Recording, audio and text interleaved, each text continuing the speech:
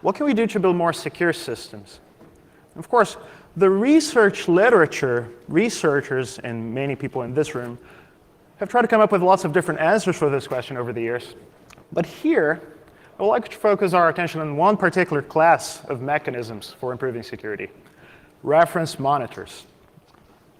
So the idea is conceptually very simple. We have some system that is running some computation. To make it more secure, we're going to add a new component into the mix, the monitor, which is going to inspect each action that our system tries to perform to decide whether it's safe or not. So it's usually going to allow our system to do its thing, but it might be the case that it detects that the system is about to do something dangerous, in which case it will just intervene to prevent greater harm from happening. Reference monitors are great. They have many benefits, but they do suffer from one pesky problem. And this problem is that they're usually very slow. Now, this often happens because these monitors are implemented in software, which has led some researchers to wonder, well, maybe we can make these things faster by adding some hardware support for them, right? So now our picture looks like this. Instead of having an extra layer of software to implement our monitor, we'll have it programmed directly into the hardware. And because our system does not suffer from the extra software overhead anymore, it can do much more than what it used to be able to with a software monitor. So this is great, but now we run into another drawback, which is that hardware is much harder to redesign and redeploy than software. So if we come up with special hardware support for a particular monitor that is hardwired into our system, we may have adequate support for defending ourselves against a particular class of threats, but tomorrow a new class of attacks will show up and will render our mechanism useless, right? So this is not very good. This scenario is what motivated us to work on this idea of micropolicies that I'm here to tell you about today. The micropolicies are a programming model for reference monitors that is designed to be flexible and capable of delivering concrete security guarantees, but that can also be efficiently executed with some special hardware support. Here in this paper, we present this micropolicy programming model and evaluate it under the 3 design goals that I just laid out. So to demonstrate that the mechanism is flexible, we show how we can use it to program a diverse set of 4 policies that have received attention in the research literature. Once we do this, you might ask yourself, but wait a second, you just introduced this programming model, you programmed all of these policies. How do you know that you got these policies right? How do you know how they're improving the security of your system? Well, to answer this question, we formalize the micropolicy programming model using the Coq proof assistant, and then use this formalization to elaborate micropolicy specifications for each of the micropolicies that we implemented, connecting one to the other via a machine checked proof. This machine checked proof ensures that each micropolicy implementation is capable of delivering the security guarantees embodied in the corresponding specification. As for the last design goal, performance, we present a formal model of a hardware extension that is designed to accelerate this programming model, which we call the pump, for a programmable unit for metadata processing. And although we do not evaluate the performance of the pump in this paper, I should let you know that we have many collaborators working in improving the design of the pump and testing it on benchmarks. So if you're interested in learning more about microarchitecture details, simulations, and performance figures, I can refer to a recent S+ 2015 paper where we showed that micropolicies can be accelerated using the pump and executed with a runtime overhead of less than 10%. So what exactly is this programming model that I've been talking about? Well, when you're programming reference monitors, generally, you can allow yourself to inspect the program state in arbitrary ways, right? This is good because it means that there's lots of things that we can implement using reference monitors, but it does mean that if we're trying to come up with efficient hardware support for it, this will be much harder because the model is just too general. So with micropolicies, we'll be willing to trade in some expressive power to make our lives easier when efficiently supporting these things in hardware. And the way micropolicies work is with this idea of computing on metadata associated with the program that we're monitoring. Now let me explain what I mean by this. So suppose that I have a processor that has some internal state, it has a set of registers, it has a memory with a program that is running, and a program counter.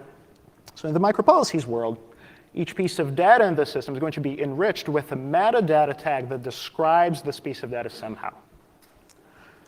As far as the user-level code is concerned, this tag is indivisible from the corresponding payload part. So the user-level code cannot separately address these tags, cannot inspect them in any way.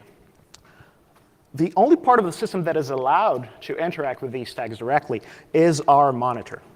And this monitor is supplied by a policy designer as a piece of code that is going to analyze these tags in some way. And it's up to the monitor effectively to decide what these tags mean. I should emphasize here that when doing so, we give designers lots of freedom to decide what these tags mean, because at the implementation level, these tags are actually pointer-sized words, which mean that they can be used to reference arbitrarily complex data structures in memory, for instance. So what does this monitor do? Well, suppose that we try to execute some instruction in our program. For instance, we could be trying to add two registers, R1 and R2, and put the result in R3. Our monitor is going to look at the tags that are related to this particular instruction. So it's going to analyze the tag on the program counter, it's going to look at the tag on the current instruction that we're executing, and it's going to look at all the tags of the arguments that this instruction might take. And solely based on this information, it's going to decide what to do. So it could be the case, for instance, that our monitor allows this operation to happen, in which case it will produce a set of tags to be used on the results of this instruction. So we'll have a new program counter in the next cycle, so we'll update the tag on the program counter, and we just stored a new value on R3, the result of our sum, so we're going to update the tag of that too. But again, it could also be the case that upon inspecting these tags, our monitor decides that we're about to do something dangerous, and it prevents this dangerous thing from happening. So now that we have a high-level idea of how this programming model works, let's turn our attention to our design goals. First thing that we wanted to know is this thing actually flexible? Well, to answer this question, in this paper, we show how we can use this mechanism to implement a diverse set of 4 interesting policies. So we have a micropolicies implementation for doing control flow integrity. We have a micropolicy implementation for doing software compartmentalization, inspired by Wabi's model on software fault isolation. We have a micropolicy for doing memory safety of dynamically allocated heap regions, and also a memory safety for doing dynamic sealing. And because we're able to implement all of those with a micropolicies mechanism, this leaves us very confident in how flexible this mechanism is. To give you an idea of how this works, let's consider how we can use this to implement a micropolicy, control flow integrity. So the first observation that we have is that because we have these tags in memory, we're already able to differentiate code from data. So assume that I have some trusted loader that upon loading the program is able to mark all the words in memory that correspond to the code of our program as code, and everything else is data. And because our monitor has this information available, it can already implement some interesting policies on that. So for instance, if our monitor sees that the current tag on the instruction is data, it's going to halt the program because this means that we're trying to execute data, which shouldn't be allowed. And we could also stipulate that when trying to store to a memory location that is marked as code, we're also going to halt the process because we shouldn't be allowed to overwrite code. But because these tags can be arbitrarily rich, we can do much more than this, right? So suppose they have some control flow graph for this program that we're executing.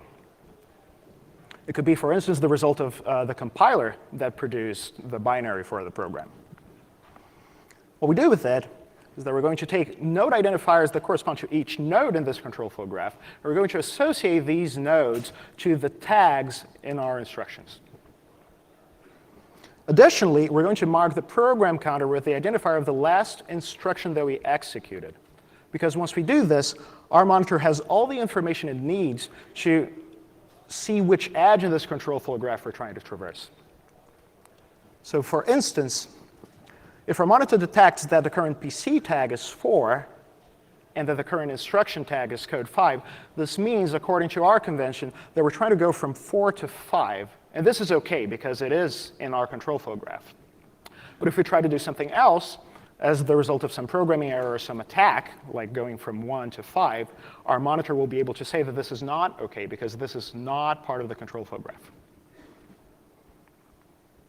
So good. We've answered the question of flexibility. But now we have these policies that are implemented with these tag analysis. And how do we know that they are correct? How do we know how they're improving the security of our system? Well, as I mentioned before, we're going to use this interesting tool called the Coq Proof Assistant, which, if you're not familiar with, you can think of as being a programming language for mathematics. So you can use it to write down precise mathematical definitions and prove things about them. In this paper, we use this programming language to define what the micropolicy programming model is. So our definition looks like this. We start by defining a simplified RISC processor whose features are supposed to be representative of common RISC processors that you find out there in the market, like a MIPS or an Alpha, for instance. And then we're going to enrich the data pieces of this processor with tags and a monitor that are defined by the user, the micropolicy designer, which work as I explained before. When supplying these tags, the policy designer is going to use arbitrary Coq programs, which are written in this very high-level functional programming language. And this is good because it gives the policy designer a lot of freedom to describe their policy and reason about them. So for instance, on the screen, there is an excerpt of a piece of code that you could use to implement a simplified version of the control flow integrity micropolicies that I just mentioned, where you define a data type of tags to be used in memory, along with a function operating on those tags to decide whether a given machine step is allowed or not. And once we have these policies implemented, we can turn our attention to their specifications, right? These specifications are ultimately going to give our threat model for this system. So in our model, we typically consider that the attacker controls the input to our system, but does not have any physical access to the machine where the program is running. I should also let you know that there are a few things that we don't model in this formalization. So we don't, for instance, consider erratic DMA controllers. We don't consider timing issues. But anything else that fits within this model, you can reason about and formulate as a micropolicy specification to figure out what your policy is buying you in terms of security. So what do we do in this paper? Well, we usually consider specifications of this form. We elaborate a higher level abstract machine that is supposed to embody a more structured programming model than just bare bones assembly programming. And then we show that this higher level machine can be implemented by particular micropolicies. So for instance, I mentioned that we had this micropolicy for doing memory safety. We could implement an abstract machine where pointers and integers are not interchangeable. They're different data types. And a pointer can only be used to access a certain region of memory that it has the capability for. If we go off bounds and try to access some other region of memory, our machine will be able to detect this and prevent an attack from happening. And then we're able to show that this abstract machine that is more structured than just assembly programming is indeed implemented by our memory safety micropolicy. We could also consider other forms of specification.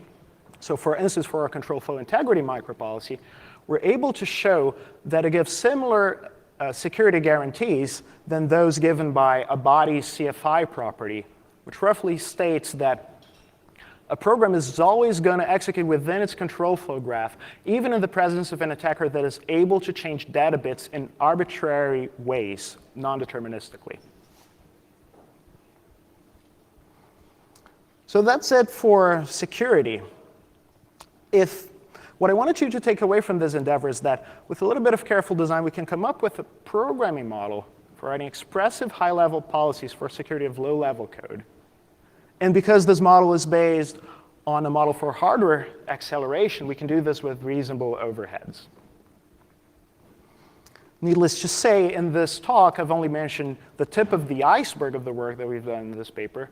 So if you're interested in learning more about it, such as details of the micropolicies we've implemented, of the programming model, of the formal proofs, you can have a look at the paper to learn more about this.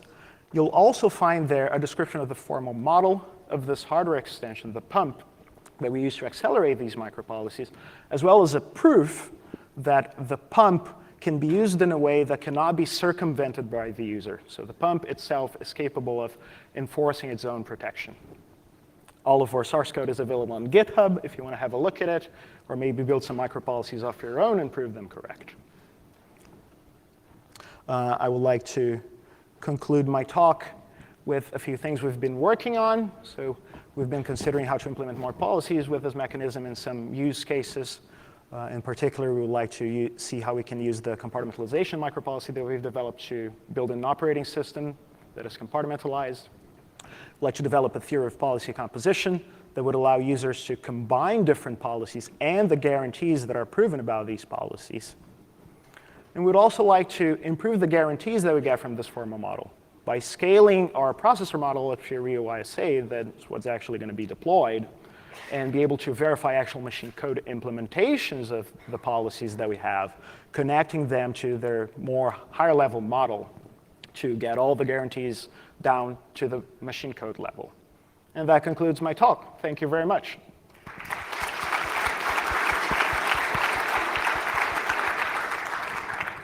We have lots of time for questions.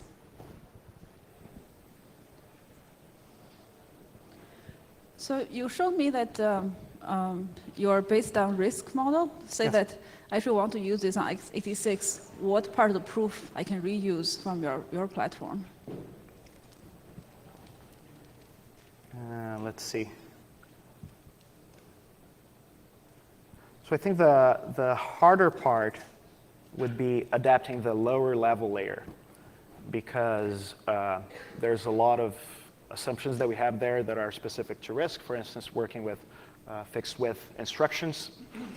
But beyond that point, we actually have a refinement proof that shows that there's a, so to speak, higher level programming model that can be implemented by this machine. So if we were able to use something more x86 like at the bottom layer and still build a refinement proof, you would be able to use all the specification proofs that you have for the older policies. Hello, Sam Weber at SCI.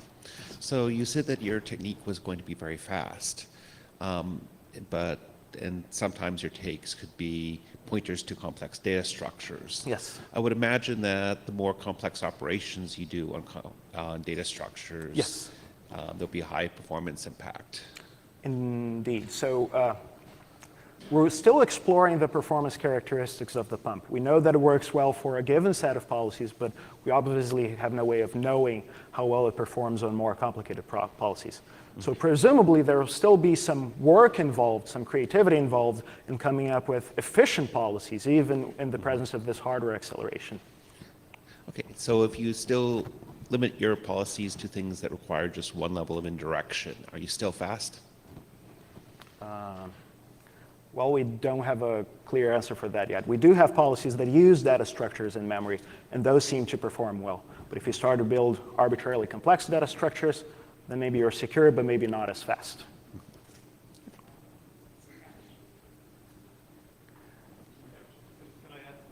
Yes. It's important to recognize that the fast path, where you hit in the cache, doesn't involve following any indirections. So in the fast case, you're just looking at the pointer, which is what's stored in the tag, and manipulating those. Only when you miss in the cache do you have to follow pointers and examine memory structures.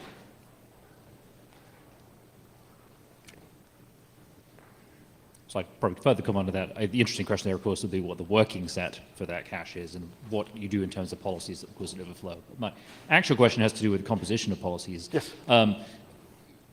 Is it the composition of the policies you've explored always coherent? Does it ever run you into situations where you lose security properties you want, or you lose program functional properties you want? Well, that's exactly what makes composition hard. I agree. So there's always a naive way in which you can compose the policies, which is you just combine all the tags together in a big tuple, and you try to enforce those simultaneously. But maybe, for instance, if you try to combine, say, information flow control, with a memory safety policy, then the information flow bits the memory safety bits might interfere with the information flow control bits, and then you might lose some guarantees. So it's important to figure out how to combine these policies, and right now it doesn't seem very trivial. Yeah, I mean, there's a lot of experience showing that arbitrarily atom smashing policies lead to fail open problems in security, and it would be nice to, as part of your proofs about this, prove that the compositions have overall properties you want, if only we knew what they were. Yeah. And do you anticipate that software would ever hit cases when it would violate the policies described in a non-exploit situation, or is it really you anticipate people write software they maybe prove for otherwise reasons about some properties of it, it runs, and you never hit the exception case where the policy fails?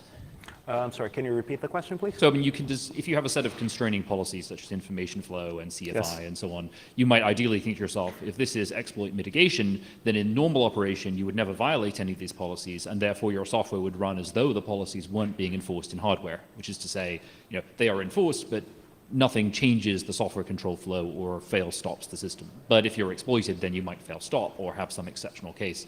Do you envision that there would ever be exceptional cases and failures that might happen in normal operation, or is this really just kind of a seatbelt, and then when something goes wrong, the seatbelt suddenly stops the behavior that you're uninterested in? So I'm not sure I understand the question very well yet. Maybe we can take this offline. Sure. Okay. Exact speaker again? Oh, you can. Please jump in.